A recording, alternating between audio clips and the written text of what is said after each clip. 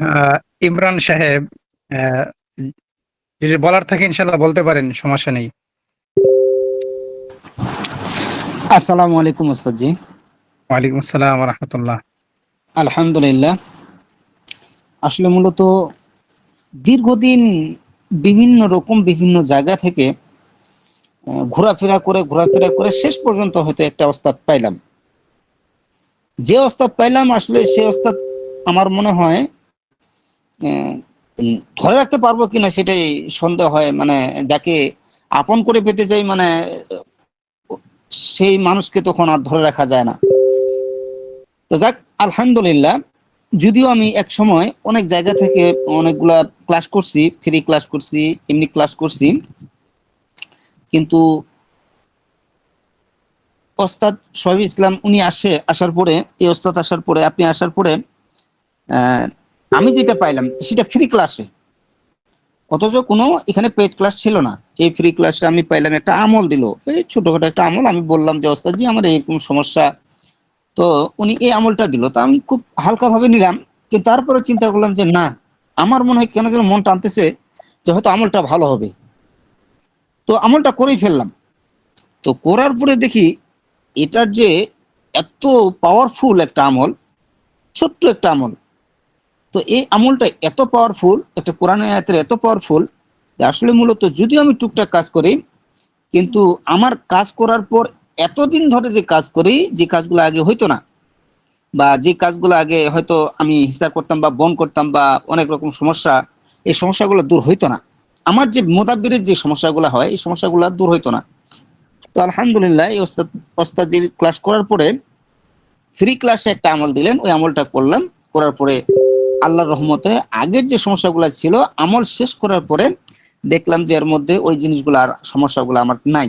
তো যত এরপরে যখন অল্প স্বল্প করে পড়তেছি, যেটা প্রতিদিনের মধ্যে যেটা আমল, এটা যখন পড়তেছি, তখন আস্তে আস্তে দেখি একেবারেই রিমুভ হয়ে গেছে সব সমস্যা। তা আশা করা যায়, বলা যায় যে একদম ফ্রি, এখন মনে হয় ফ্রি মনে হচ্ছে আমাকে নিজেকে। আর আরেকটা বিষয় হচ্ছে যে আমলগুলা পাইলাম, এত যে ক্লাস করলাম, কিন্তু কোথাও কোথাও কোনো আমলে এই ওস্তাদজির আমলের সাথে কোনো মিল খুঁজে পাওয়া যায় না। সম্পূর্ণ আলাদা, সম্পূর্ণ আলাদা।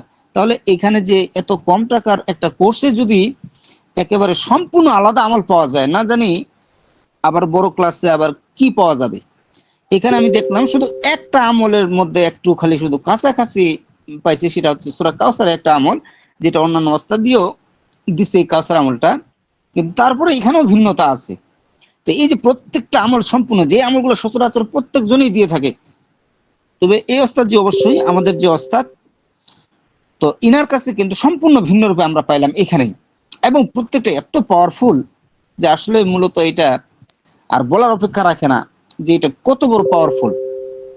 আশা করা যায় বা আশা রাখি আমরা, যেগুলো আস্তে আস্তে হয়তো ধারাবাহিকভাবে এটা আমরা আমলগুলো করব এবং চালা যাবো। আর আরেকটা বিষয় হচ্ছে, ওস্তাদের একটা বিষয় আমরা খুবই লক্ষ্য করছি, যেটা আমরা ক্লাসে যারা ক্লাস করছি, উনি প্রত্যেকটা ছাত্রের যে খেয়াল রাখা লাগে, এই জিনিসটা তিনি করেন, সবসময় খেয়াল রাখছেন।